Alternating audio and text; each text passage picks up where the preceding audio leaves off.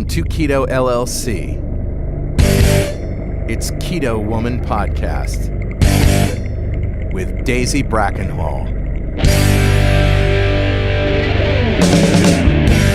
Hello Keto Lovelies, I'm Daisy Brackenhall and I've spent most of my life struggling with my weight and confidence and have always had a difficult relationship with food.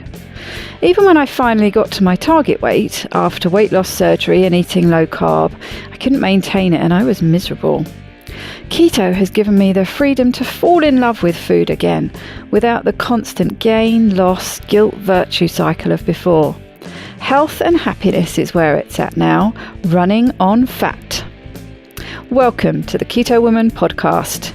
Each week I'll be chatting to inspirational women, maybe even the odd man, to discover the secrets to their success so that I can share them with you.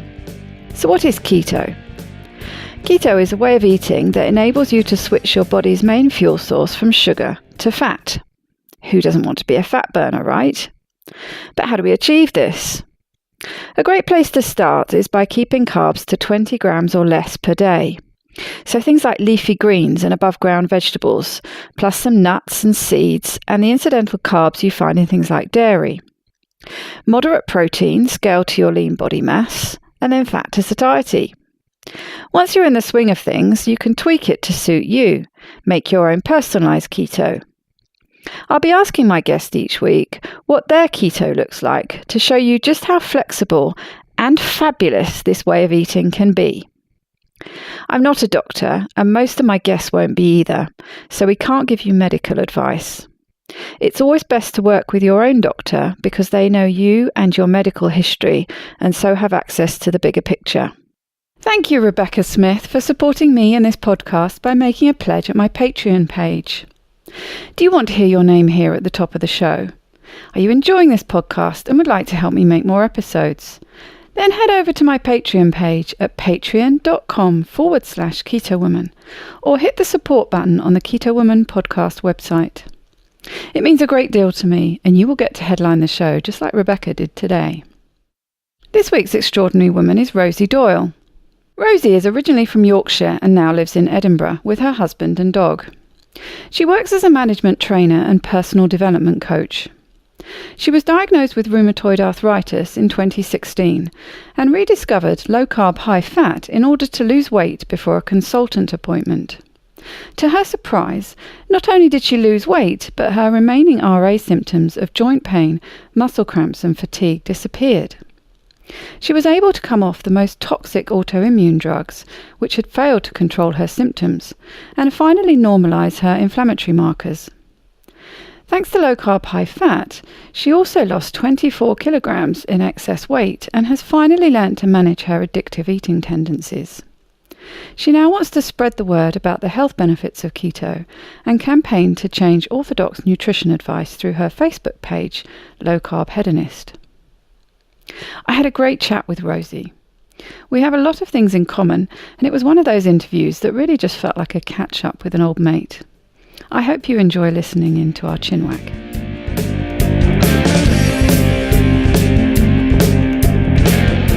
Welcome, Rosie, to the Keto Woman Podcast. How are you doing today? Thanks, Daisy. Very excited to be here. Glad for the opportunity. Well, it's wonderful to be talking to you. And you are almost in the same time zone as me. You're in Edinburgh, aren't you? Yeah, I'm in Edinburgh, so I'm an hour ahead of you. Ahead of you.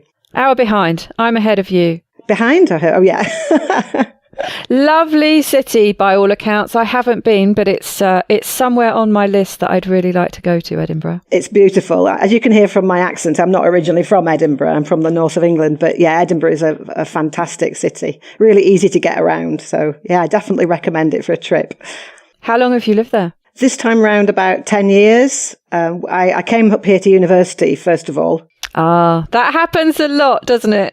Over 30 years ago. Well, I left again. I left for quite a long while, and then we came back about 10 years ago, and we're settled here again now. Lovely. And what with all the awful things that are going on in Britain, really, with Brexit and all the rest of it, things in a lot of ways seem to be much better north of the border, from what I can make out. You have a lot of better policies when it comes to education and all sorts. Yeah, I was going to be very careful and avoid things like politics, but yeah, absolutely. I'm very happy to be in Scotland. Yeah, and kind of, it wasn't a choice to come to Scotland. It wasn't that kind of choice. I came because of work. But now that I'm here, I'm really proud of it as a small nation, doing a lot of really good things. Yes, I think that's very typical, actually, of people in Scotland to be very proud of where they live, which I think is nice. A very dear friend of mine, Kirsten, is actually the woman responsible for getting me into keto. She lives very near Edinburgh. So right. Definitely a place I want to visit. Yeah, well, I would definitely recommend it. Maybe before you haven't got access without a visa. It seems incredible, doesn't it? But that you haven't got much time for that, so. Exactly. Anyway, enough talk about the hideousness of Brexit. Tell me about you. So I am 55. In fact, I turned 55 2 days ago. So only just 55. Oh, happy birthday. Thank you. And as I said, I live in Edinburgh. I live here with my husband. I work as a management trainer and personal development coach. So I spend my time running training courses and workshops and working one-to-one with people, helping them perform better at work or frankly, from my perspective, I just want people to be happier. So that's what I do for a living. And other than that, the sort of thing that's been dominating for the last few years has been these health problems that I've had, and my discovery that I could use a low-carb diet, a keto diet, to really make radical positive changes to my health and well-being. So that's my current obsession, really, I think. It's a good obsession to have, isn't it? Well, I don't know whether my friends think that.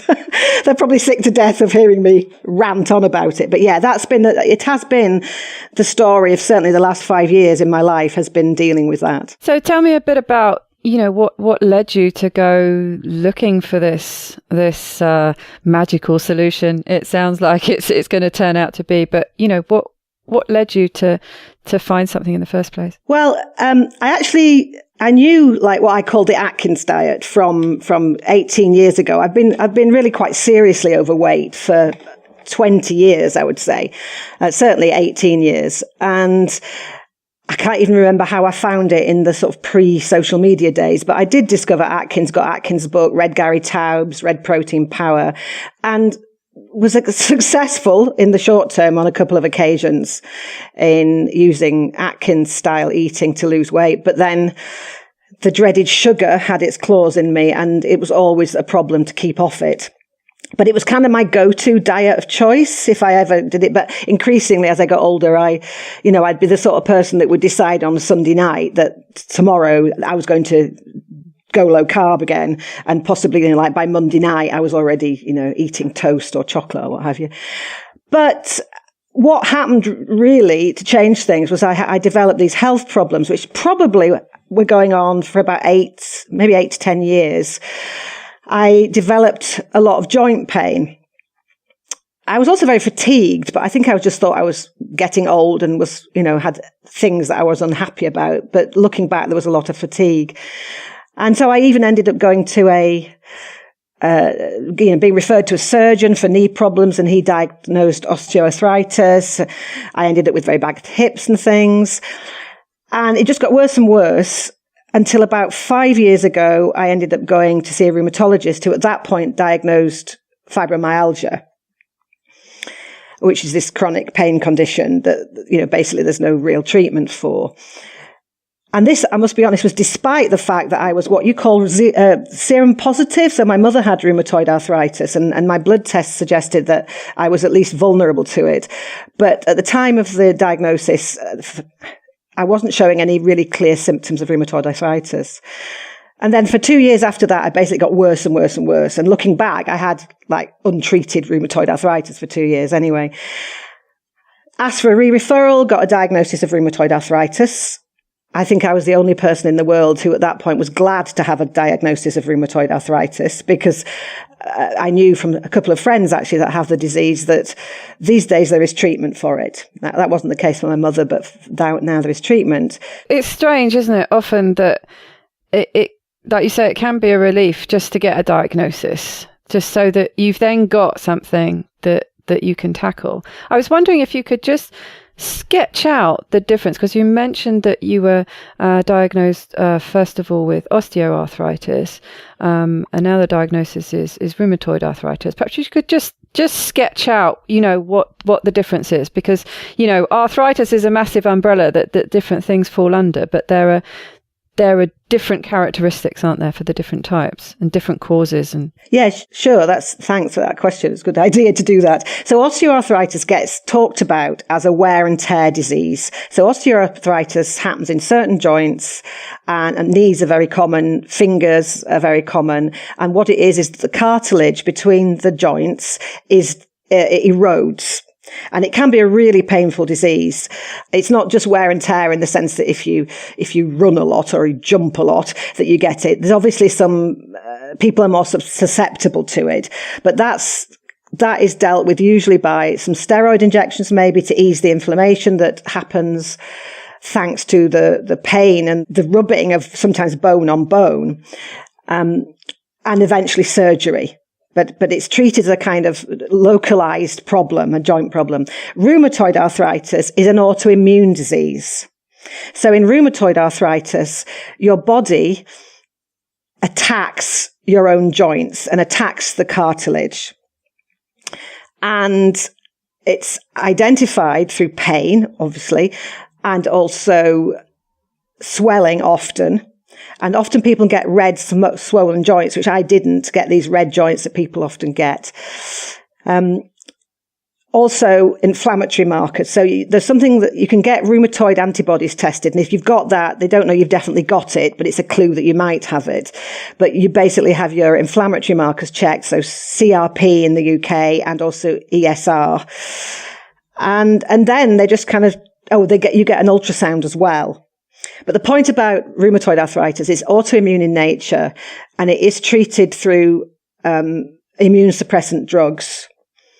And it's a disease that attacks the whole system. So you don't just have it in one joint, and it's subject to flares and all of this kind of thing. So that's rheumatoid arthritis. Yes, it's interesting, isn't it? Whenever you have any kind of autoimmune disorder, well, two things to say about it really is that the end result is very similar. It's similar with my experience with underactive thyroid. The end result is similar, but the cause is your body thinking there's a problem and ending up creating that problem by attacking. But the other thing is, and I remember Donna Lordy telling me this, that autoimmune disorders tend to come in packs.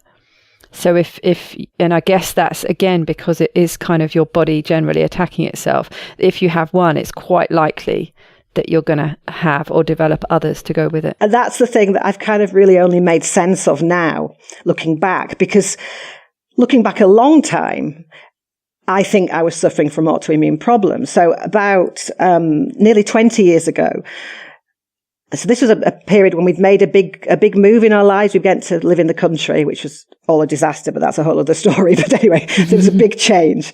And I was diagnosed with hypothyroidism. But at that point, nobody talked about it as Hashimoto's. Nobody said it was autoimmune. And it was only much later. Which is the most common form, isn't it? Exactly. It was only much later when I was trying to investigate what I thought was fibromyalgia. And I ended up as an endocrinologist in a sort of desperate attempt to try and find a way to solve this problem I had. And he said at that point, basically all hypothyroidism is autoimmune. But nobody had talked about it in those terms. The other thing was that I had a premature menopause at around that time as well. Now, again, when you look at things, nobody really knows what causes that. But there are definitely some theories that it is an autoimmune disorder, and presumably in some way your body attacks your ovaries or something. Then I had the fibromyalgia, which isn't supposed to be autoimmune. I mean, I think it was rheumatoid arthritis at that point. And then during that fibromyalgia period, I also developed a short-term, very acute autoimmune disease called ITP, which is idiopathic, I can't even remember the name of it, idiopathic thrombocytopenia purpura. I can't remember what it's called. But basically, your body attacks your platelet levels. So you basically don't clot. So this happened as well. And at the time, they give you mega doses of steroids. And it was really weird because I was really, really ill and in lots and lots of pain from this fibromyalgia. And I went on these steroids and all my symptoms disappeared. And I kept saying to the doctors, if fibromyalgia isn't autoimmune, maybe steroids shouldn't help it. Steroids aren't supposed to help fibromyalgia, so maybe it's something else. And I mean, looking back, I don't quite know why I got fobbed off, but I did. So it was then, as I say, I asked for a referral to a rheumatologist again because I was getting so much worse. And then very quickly, they diagnosed rheumatoid arthritis. I think because my symptoms had got so bad that there was clear synovitis, so that the fluid around the joints was clearly inflamed. So it was kind of, it was a no-brainer at that point. So at that point, I got put on the standard treatment for rheumatoid arthritis in the UK, anyway, which is, again, loads of steroids, which was fantastic. It's like, yeah, I put on weight, but my God, I had energy. I was running around. It was wonderful. No pain, energy. And then they also put you on a variety of what they call DMARD drugs, which is disease-modifying and anti-rheumatic drugs. And you come off the steroids, you taper down off the steroids, and these other drugs, as the other drugs take effect, which is quite slow. And it was very definite that my symptoms improved a lot. I mean, I was desperate before I was diagnosed. I couldn't get off the loo. It was like my knees were so sore. I couldn't walk anywhere. It was just awful. And my wrists were sore. It was terrible. I would get, I had to book assistance. I travel quite a lot for work, so I would have to book assistance at airports and be trundled around in a wheelchair. It was, it was really bad. So obviously immediately I felt much, much better. So that was great. But I didn't ever feel that much better. So I ended up being, I would say, like 60% better. And towards the end of that first year on the treatment, I had my consultant's appointment. And I was kind of challenging him, saying, is this the best I can expect? Because in the UK, the first line of treatment is these DMARDs. But there are actually new wonder drugs called biologics, which can treat rheumatoid arthritis. And they are apparently absolutely amazing. But on the NHS, you don't get them in the first instance because they're very expensive. Right. How do they work? I don't know. I mean, in all honesty, sorry. Not only do I not know, when I asked the nurse, they said they didn't know. They didn't know either. I just knew they were called biologics. I don't know. Yeah. But they weren't available to you anyway. They're not available in the first instance. So they would only go on to those if these other treatments weren't working. Yeah. So a lot of people have very bad side effects from so it's a drug called methotrexate that you get put up in the first instance. And a lot of people can't tolerate them. I could, although in the sense that I didn't get sick or anything like that, but my white blood cells kept crashing, which is a symptom. And I would have to come off them and then go back on them. And you're getting blood tests every week or every fortnight the whole time because they're monitoring your liver and kidney function and your white blood cell levels. So anyway, but I was on them for whatever, for better or worse. But as I say, a friend of mine who lives in Switzerland has these biologics, and she says they're like wonder drugs. So I was basically arguing for that and saying, I think I need to be on these drugs. And one of the reasons why I thought I should be on them, apart from how I felt, was that my inflammatory markers were still slightly elevated. And at this point, the consultant said, well, the reason your inflammatory levels are probably still elevated is because of your weight. And this was the first time anybody had mentioned my weight. My weight was high. I mean, I was, at that point, after the steroids, I was like a good 30 kilograms overweight. So I came out of that consultant's appointment, which was October 2016, I think, determined to lose weight. Only so I could show the consultant 6 months for my next appointment, 6 months later, that it wasn't my weight and I needed the good drugs. Right. I mean, I can to a certain extent, I can see the logic. If you're carrying too much weight, then you're putting more pressure on the joints. So I can see the logic from that point of view. But it does just seem to me that there are these umbrellas that get put over you, and it can be too much weight. But the other things that doctors tend to talk about are that you have a progressive disease, and that they just start talking about pain management rather than and 60% improvement is quite a good thing. And they just seem to quite often just get you used to accepting something that is way below, what is quite possibly achievable. I think, and I don't want to rant, but I might do. No, go ahead and rant. I think one of the things that really challenged me, now hand on heart, I think, losing weight would have been healthier in any respect. So that's fair enough. It wasn't so much the pressure on the joints, right, although that might have been a factor. It was the fact that apparently there is a genuine association between excess weight and higher inflammatory markers. So he was saying the inflammatory markers are down to your weight, not the disease.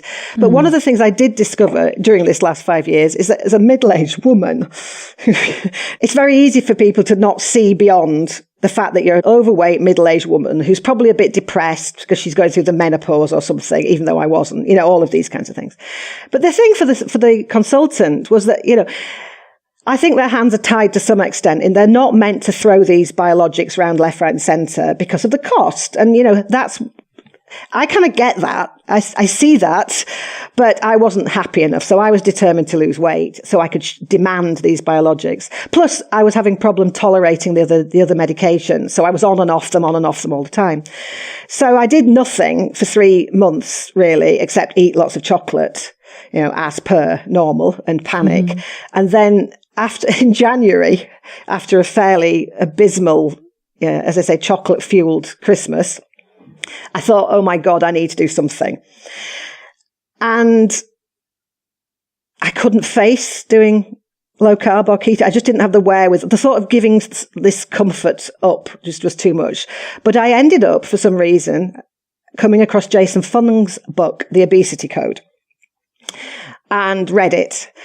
And he didn't tell me anything I didn't know in terms of insulin and the impact of insulin on weight, fat storage and the like. But there's just something about it. I mean, he's such a brilliant writer. He's so no nonsense. He makes everything so clear. And he also talks about fasting, which I'd never ever done. So I just kind of thought, I've no choice. I've got about 12 weeks to dump some weight.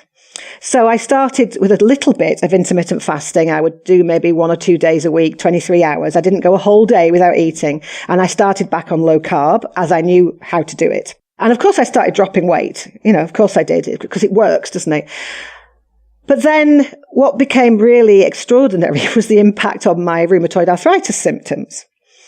So one of the things I'd been suffering from was a really, really bad back, which may or may not have been to do with the arthritis, but I had a terrible back. Had even been sent to in the previous year to get an x-ray, and there was nothing in the x-ray. But so I couldn't sit for more than about 20 minutes without having stabbing back pains. And I would have to go and lie down for a couple of hours, and I was swallowing ibuprofen like sweeties and all the right.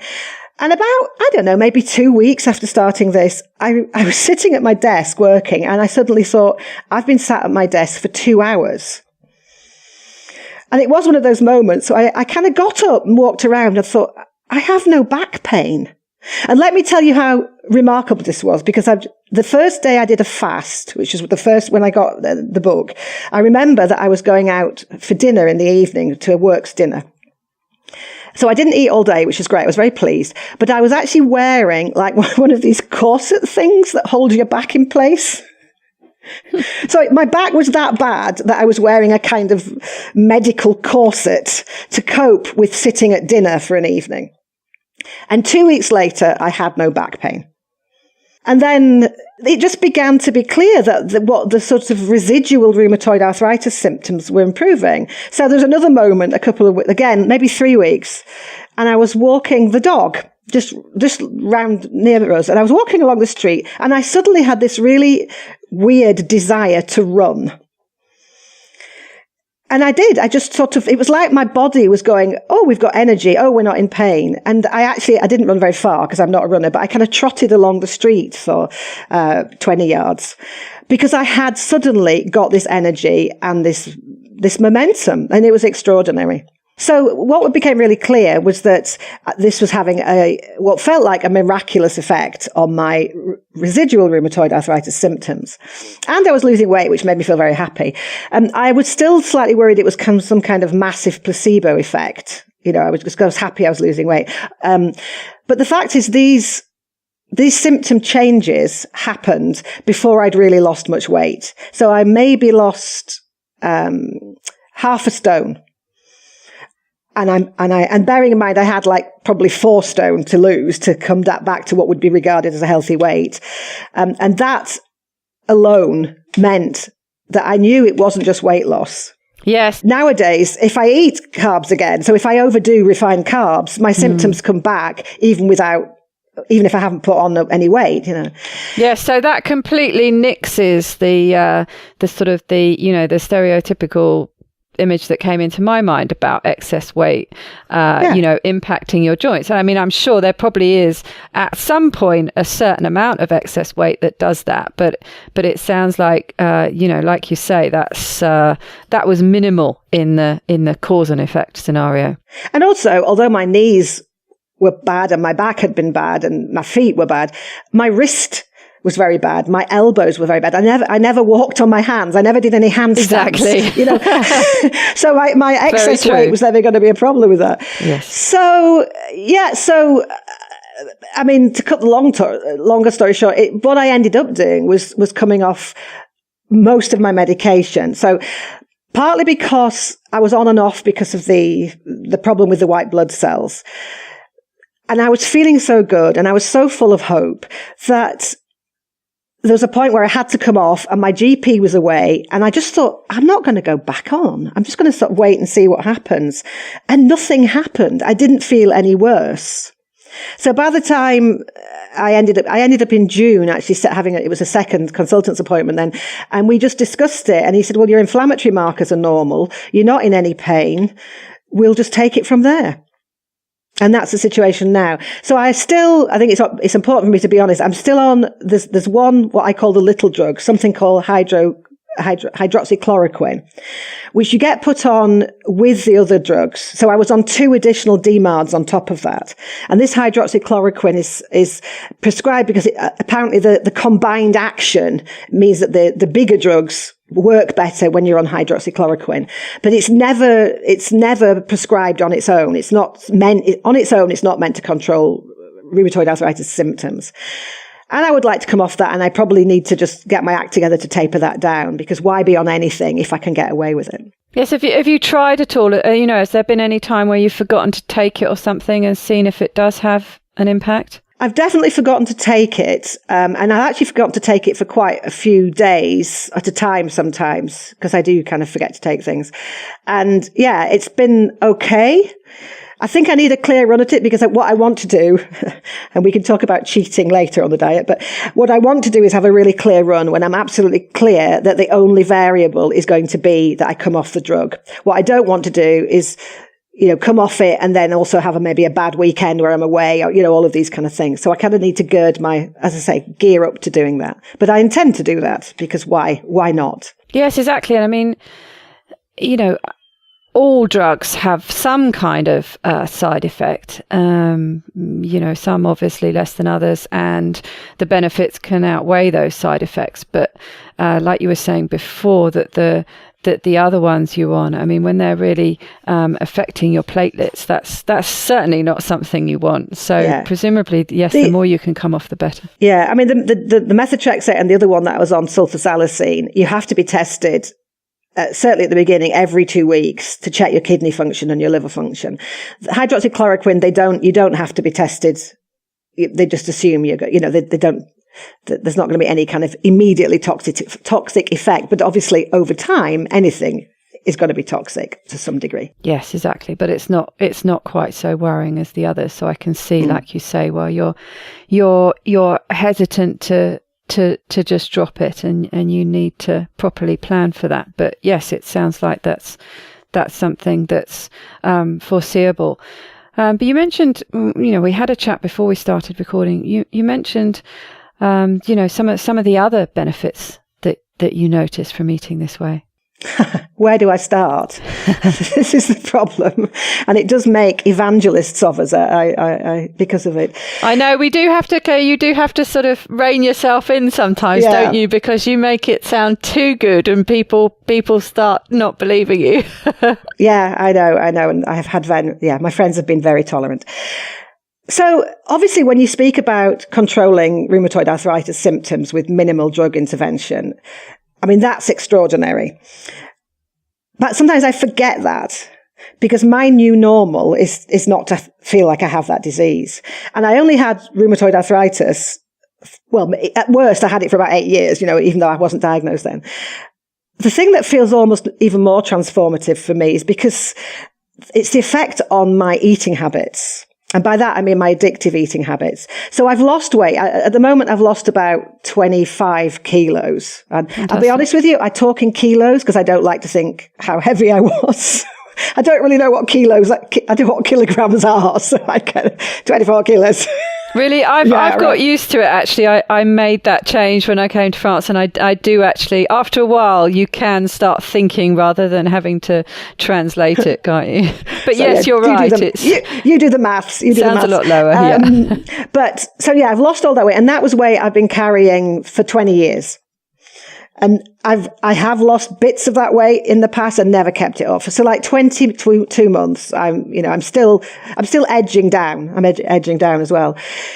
And the biggest other thing has been the way it's enabled me to manage a really strong addictive eating tendency. And that has been in my life 40 years. I remember, I say sugar is my drug of choice. And basically, I remember I started abusing it probably from my early teens. Yeah, so I would eat, total sugar addict. And those of us that are similar know what we mean by this, the sort of raging desire, emotional desire for this. So my whole life, since my whole adult life, I've struggled to resist eating, but particularly sugar. And I would include refined carbohydrates with that, because if you can't have chocolate, toast will do. It's not that low carb it's not solved it completely, but what it has removed is the kind of biochemical need, and certainly the biochemical excuse for it, like, oh, I'm feeling a bit tired, I better have a bit of chocolate to perk myself up. It's allowed me a kind of degree of biochemical stability, I would say, and satiety as well, hunger management, that has given me a foundation to really address this. Because what you find when you take out all of the excuses of hunger or low energy or anything like this, you're left with the naked psychological elements of what I think is an addiction. So you kind of have to, you have to say, yeah, fair cop, this is an addiction. And it means that you're kind of clear around doing it. So the intermittent fasting, I don't do a lot of intermittent fasting, but what it did was allow me to believe that I could do without food for more than about 3 hours. The fact that I could go for 8 hours, 10 hours, 23 hours without eating was definitely broke me away from a certain dependency on food. Yes, it's very good at reminding yourself what real proper stomach growling hunger is as well, rather than that niggling head hunger. Oh, I fancy something to eat, when you know you can't possibly be hungry because you only ate 2 hours ago, when you've actually, not eaten all day or not eaten since the day before, and you get, that real hunger. It reminds you the difference in the signals. I think as well, I think that's absolutely right. And I think as well is it not just makes you realize what real hunger is, but it actually makes you realize that you don't even have to answer to real hunger. True. So any sense of hunger, it was like, oh, if I don't eat immediately, I'm going to, drop dead. When actually you can feel hungry and go, oh, I notice I'm hungry. I will really enjoy my dinner in 3 hours time or what have you. So it was that ability to tolerate hunger, I think, as well, that was really extraordinary in terms of developing a different relationship with food. And then even though I was doing a lot of, I was doing low carb. I mean, the reason I don't call it keto is not because I don't think I'm ketogenic, is because I don't track and I don't measure ketones. So I'm quite sure in terms of the way I eat that it is a ketogenic diet. It's a very low carbohydrate diet. but I would still give in to the psychological pull of sugar, and I would still, not some sort of crazy binge, but I would go out, secretly and buy myself sugar and eat it, chocolate. And so it was that point when I just had to say enough is enough. And it was a Two Keto Dudes podcast. I work away, and I was sitting in my hotel room having gone and bought, German chocolate and eating it. And I was listening to Two Keto Dudes podcast, and there was a woman on it, not like an expert, just an ordinary woman. And she said she had to treat sugar like an addictive substance. And it was that moment, i.e. total abstinence. And it was that moment where you go, yep, I can't pretend otherwise. I have to treat this like an alcoholic treats alcohol, And for me, although the blood glucose impact of things like refined carbs are the same as sugar, for me, the psychological or the emotional pull is sugar. So I could have a piece of bread and I could probably get away with it. It doesn't send me on a sugar binge. But if I have anything which is clearly sugar, I'm on the slippery slope immediately. So, I have found this brilliant tip. Actually, this is a tip because I used to try and keep track of my sugar intake, and I would put a little tick on my calendar. I have a wall calendar. I'd put a tick on every day that I didn't eat it. And of course, there were very few, alarmingly, there were far fewer days than you would like. And then it was earlier on this year, I did this thing where I counted the days, basically. I counted up. So every day that I didn't take sugar, I counted up. So I went from 1, and then second day 2, 3, 4. And the longer I left it, the more I thought, I don't want to drop back down. Which was fantastic. And my husband reminded me that this is what alcoholics do. People that are in recovery can tell you how many days, and I think they can say how many minutes and all that kind of thing, but I can just do the days. And that was amazing in terms of me sticking to the resistance of that. Yes, interesting. And so you find it is certain substances that trigger you, or do you find it's a certain level? Because I find both. I mean, I would say that I'm, well, probably, yes, definitely a sugar addict, but also refined carb addict as well. I mean, I can't just eat a bit of bread. I will, that will be enough to, pull me back in as well. It's not something I can moderate. But I find two things. I find there are specific substances that will trigger cravings if I go near them, actually, even if I just start thinking about them sometimes. but also, and I don't tend to track that much because I can't be bothered, really. I'm a bit lazy when it comes to things like that. And also I just can't, I just find it messes with my head too much. But what I know is that I can feel if I've been eating too many carbs. If I was counting, if that count had gone up past a certain point, that I do start noticing that general carb cravings start coming back in. So for me, it's two things. It is the level of carbs that I'm eating, regardless of what they are. So I can be eating completely ketogenic, all ketogenic foods, but if I've just been having a few too many of the things that take the carb count up high, those cravings will come back, as well as if I had the more obvious specific foods. So I wonder, does that affect you in the same way, or do you find not so much? It really has to be those specific foods that send you over the edge? That's really interesting, and I'm thinking about it. So, no, I don't think. I think my eating style is such that it is very low carb these days. So I suppose I'm eating a few veg, like broccoli or cauliflower or what have you, and meat or fish, and. Yeah, so I don't feel, because I don't track and I can't be bothered with counting and all of that. And also I kind of think that if this is to be a lifestyle, I'm never going to live my life like I can't do this sort of counting everything as I go along, because then you're not living then, you're merely dieting. But no, for me it is the substances. So I could have like lots and lots of broccoli or, I wouldn't find that I then accumulated and sent me over the edge. It's definitely the substance. I can get away depending on the circumstances. So if I was to cheat, and I don't really like the word cheat, but I kind of I can't think of another word. So it tends to happen for me if I'm out and I'm at a restaurant. Like I was out for my birthday on Tuesday. It was a beautiful steak restaurant, had fantastic. And they brought complimentary bread. So not only is it bread, but also you're not allowed to waste things. I mean, that's nonsense. So I had some complimentary bread. I had complimentary bread. I didn't want to be ungrateful that they brought this beautiful bread.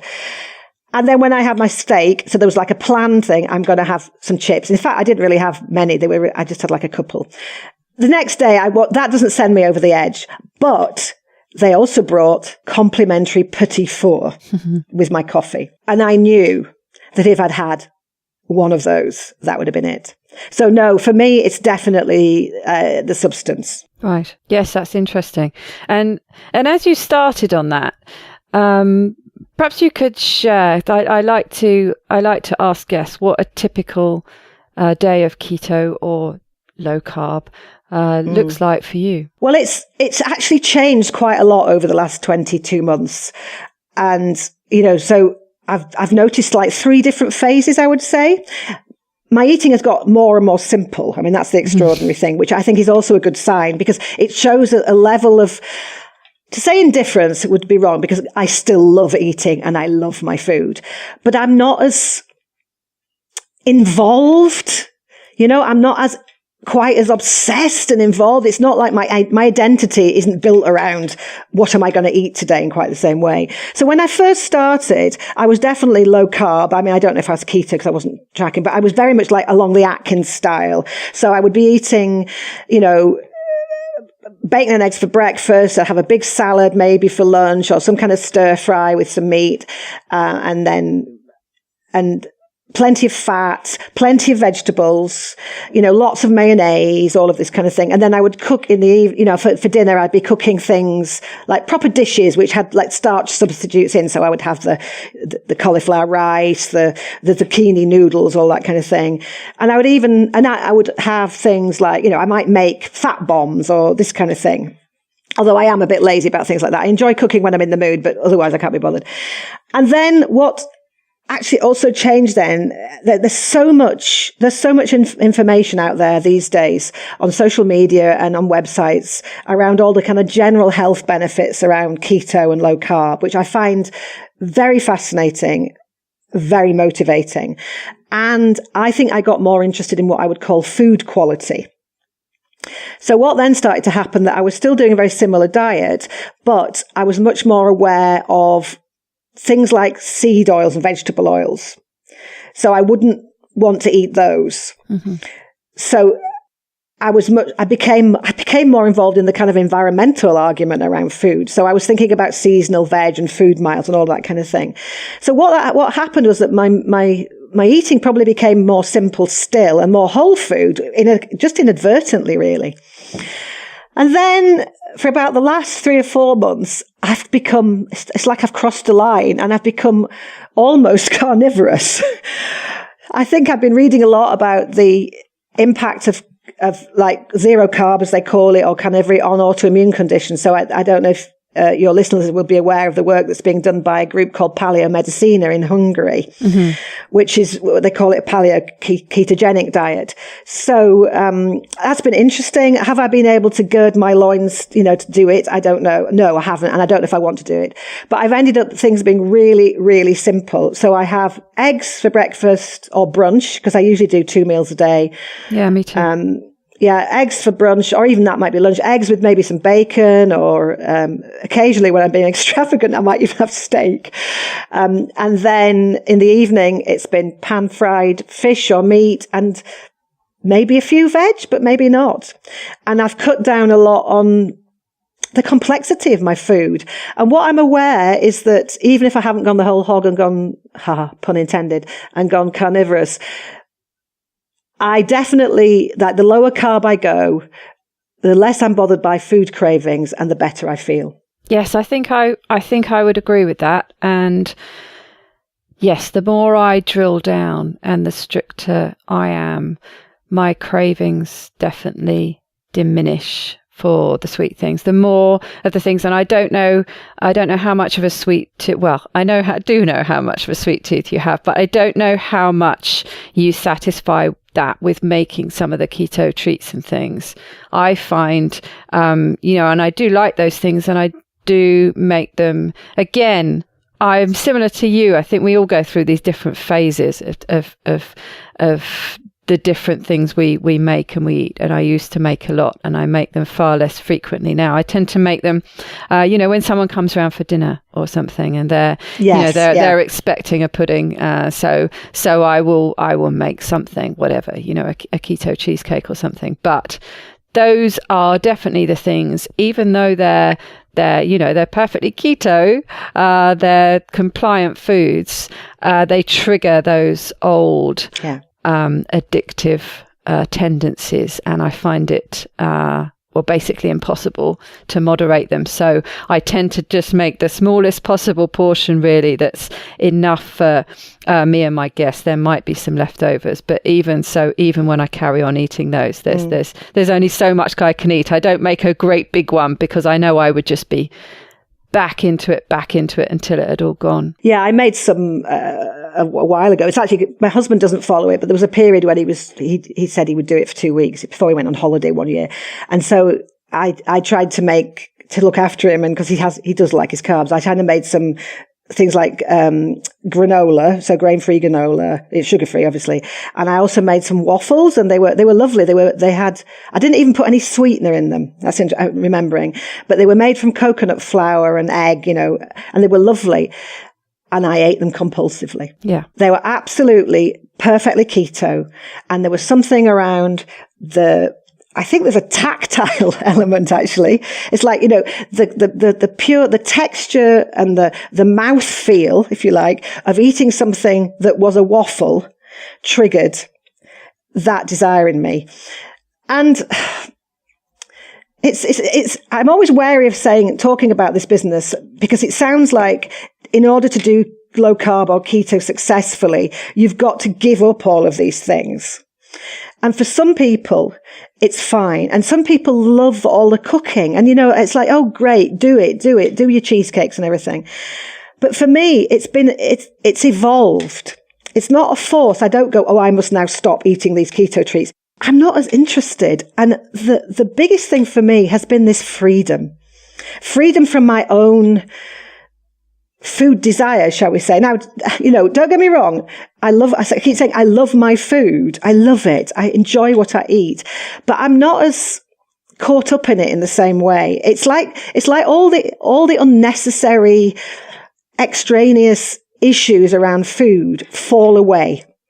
And it is this sense of freedom that is really remarkable. And I could never have imagined that I would be like this. And sometimes I'm a bit sad. It's like, that was a big part of my life, but would I give it up? No. I mean, it's the difference is great. I feel pure. I don't mean in a moral sense. It's like I've sloughed off all of this stuff that wasn't helping me, this baggage around food, and substituted it with obsession around keto. But yeah, it's weird. So the kind of reducing things has been more that I don't want to do this stuff anymore, rather than I feel I oughtn't to. Mm-hmm. Which is great. I mean, if you're not trying to force yourself into it, it's just something that's going to come naturally, isn't it? Like you say, it's just been a natural progression. Yeah, it is. It's evolved. And I forget that. And sometimes when people talk to me, because I have a Facebook page, and sometimes people ask me questions, and I have to be really careful, because if I told them what I ate, they would be, well, I mean, I will tell, I'll be honest, but I think people might be horrified. It's like, oh no, have I got to eat like that? And I'm going like, no, eat like that if you want to eat like it. But if you don't eat, just eat, do it your way, which is one of my mantras. But yeah, it's very liberating. There's no doubt about it. Yes, I think that's interesting to actually tell a bit of the history. Like you say, it can sometimes seem quite stark telling people, what you've eaten. I did an interview. There was some students that asked for some people to do interviews on the forum the other day for a course they're doing. And I think their project was around low carb. And I said, I tell you what, I'm going to give you more of an average day because, yesterday for dinner, all I had, I cooked up some chicken thighs and I'd planned to have some vegetables and all the rest of it with it. And after I'd cooked the chicken thighs, and you know what, I can't be bothered. I'm just going to eat 2 chicken thighs with some mayonnaise. And it just sort of, to you that sounds fine, and to me that sounds fine, and to most of the listeners that doesn't sound abnormal at all. But I could kind of see the look of horror on her face because it does seem a bit stark. So I think that's very interesting when you just mentioned that progression, and just to explain to people, well, actually this is where I started and these are some of the phases I went through, and I did used to cook all the things, and I had that phase where I keto-fied things and cooked the sort of carb equivalents, and now this is how I eat. And perhaps, when you ask me next year, it'll be something different. The whole point is that it evolves and everybody's different, and you don't have to do what I'm doing. Yeah, and I think the trouble with evolution is that you forget what it was like at the beginning, or the danger is it when you talk to people. But one of the things is that this way of eating has allowed me to trust my own appetites, and that is also one of these phenomenal things. And I know, particularly for women, it may well be for men as well, but for women, that is a completely alien concept. And I am so aware that often, like women I talk to, they ask me for rules, who are interested in my diet. What should I eat? What can I eat? What can't I eat? And they want rules. And I keep saying, you need to do it your way. So the only thing is you cut carbs low enough. And for me, also, that means reduce. The sugar thing is a separate issue for me, and it's an addiction issue, and that also affects how I do things. But all you need to do is cut carbs low enough, and your natural human mechanisms of appetite and satiety will reassert themselves. And no, of course, you don't know that until you try it. And instead, it's how many carbs, how many this, can I eat this, can I eat that? Do I have to eat eggs? Do I have to eat meat? And I'm kind of sad about it, actually. I think, well, since when did it get so difficult for us to feed ourselves? Yes, it doesn't have to be difficult. But until you've experienced this, and I had a really interesting experiment. I called it an experiment, like mega cheat. I went away on holiday in September, and we were traveling around Europe on the train. And I just thought, I'm just going to eat whatever the hell I want. So I thought, rather than having that mental battle, will I, won't, I just thought, say in advance, eat what I want. And, Eastern Europe, cake, I wasn't going to not eat cake in Eastern Europe.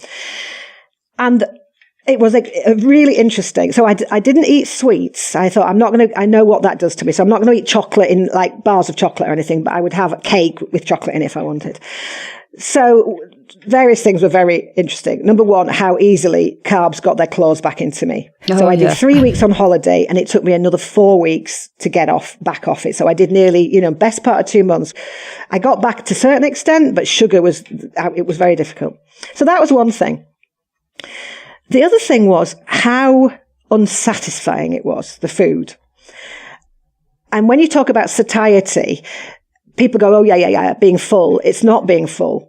There's such a difference between feeling full in your stomach because of the bulk that you've got in your stomach and feeling sated. And that, I knew that low carb food did that for me, but it wasn't until I went back to eating what was typical for me, typical way of eating before that, a carb fueled. I didn't binge. It wasn't like off the scales crazy, but I ended up having carbs for breakfast, carbs for lunch, and carbs for evening meal.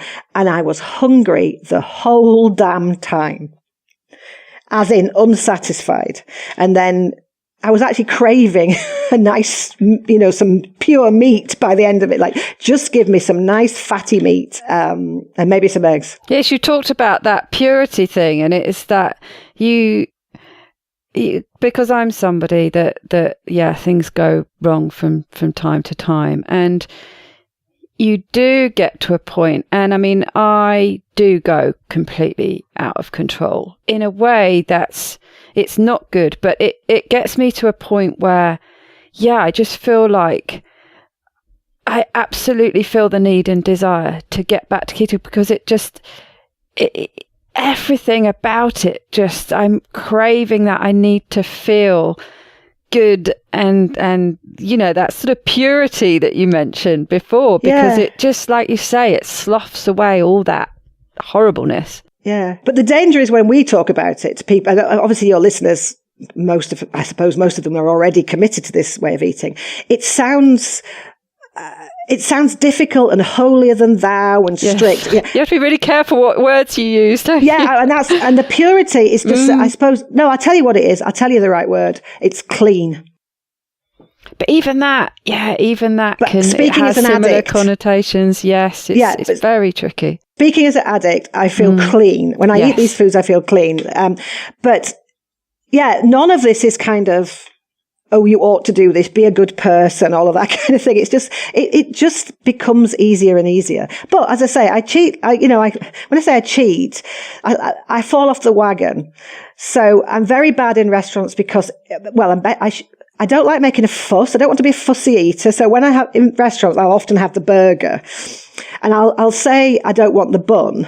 So I keep the bread off the plate. But then if I said, oh, I don't want the bun and I don't want the chips and I just feel like one of these like dreadful fussy eaters. So I say to myself, and I still do this all the time, I won't have the bun and then I won't have any of the chips. And of course, I always eat the chips. So I should just know myself, and then I don't like waste. Like I said to you, well, if they put them on the plate, I'm going to have to eat them. But generally at home, if I keep off sugar, so that is like as in proper sugar, I can control things reasonably well. So it tends to be more in social occasions or occasions when I'm out of the house that I can be strict. Must admit, I had half an apple last night, which is obviously very bad. But I had it with cheese. And my husband had the other half. But I think having half an apple isn't going to, I cannot be the sort of person that having half an apple means I'm a bad person. No, exactly. And I think that's where it's important is to, keep moral judgment completely out of it. Yeah. And it's the whole, know thyself and the different things that are problematic and not problematic for you. If you can have half an apple and a piece of cheese because that's something that you really fancy from time to time and it's not going to negatively impact you, then that's not a problem, is it? And it also highlights the fact that, just how adaptable all this is and how many faces keto has. And, they're all perfectly acceptable. And yes, it's fascinating, and that's the biggest takeaway from me about this podcast is talking to different people each week and seeing just how so many different ways of doing it all work. They all work perfectly well, and it's all about isn't it? Just finding the one that's right for you. Yeah, the one that's sustainable for you. Yes, exactly. Over the long term. Yes. Well, it's been fascinating talking to you, and I think we have a lot of things in common, especially when it comes to food addiction. Yeah. You've dropped a few tips as we've gone along, but what is your top tip to wrap up with? Well, I have dropped my tips in because my big tip was the do it your way. But I've said that, so make it work for you. Make it your lifestyle. The other tip, which actually it struck me this morning when I hopped on the scales, and it's focus on process, not results. Now, obviously the results are important, but I came up with this a long while ago through other dieting history. But what I realized was that if I went very much by the scales, if I got on the scales having cheated and I got away with it, it reinforced the cheating behavior. Good point. So don't get me wrong, I get on the scales. I still have, I would love to lose another, half stone or so to be at my proper target, but I keep an eye on my weight. But what I focus on and what I would recommend people try and focus on is following your eating. And if I say plan, I mean, I don't want to get into all of that controlling thing, but your eating style. So compliance or adherence is really the only measure of success. So if I have followed my eating style, I've not fallen off the wagon with carbs, even if I haven't lost weight that day, I have succeeded, because it's only over time, because it's a massive behavior change. So what you need to do for success is enforce that behavior change so it becomes second nature, the new normal. You don't even have to think about it. Yes, that's good. I like that. And it certainly sounds like it's something you live by and have done very well with. Well, most of the time. Though that's always the caveat, isn't it? Most of the time. Yeah, I do really, and that's the thing I've said about cheating. I do not want to set myself up as somebody who's doing this perfectly at all. So it's, and I still manage it. I don't think there are many people who are really, and I think it's interesting hearing about those imperfections and how we deal with them, how we resolve them, how we learn from them and move forward. That's really educating and helpful to other people. So yeah, there's good in the flaws. Yes, absolutely. Well, thank you very much. It's been a great pleasure talking to you today, Rosie. Well, thank you so much for the opportunity. You're doing great work. Oh, thank you very much.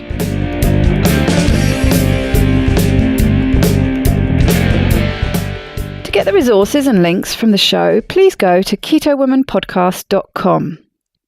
Are you my next extraordinary woman?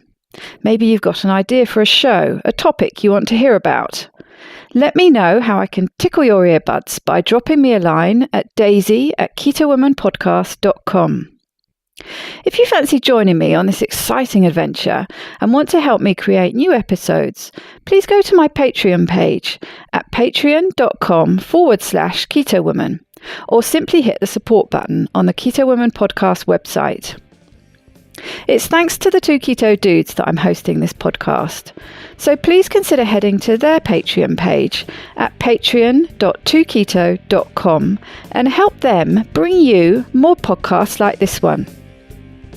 Please help other people hear about and find this podcast by reviewing the show on iTunes and Facebook. Every star and review really does help.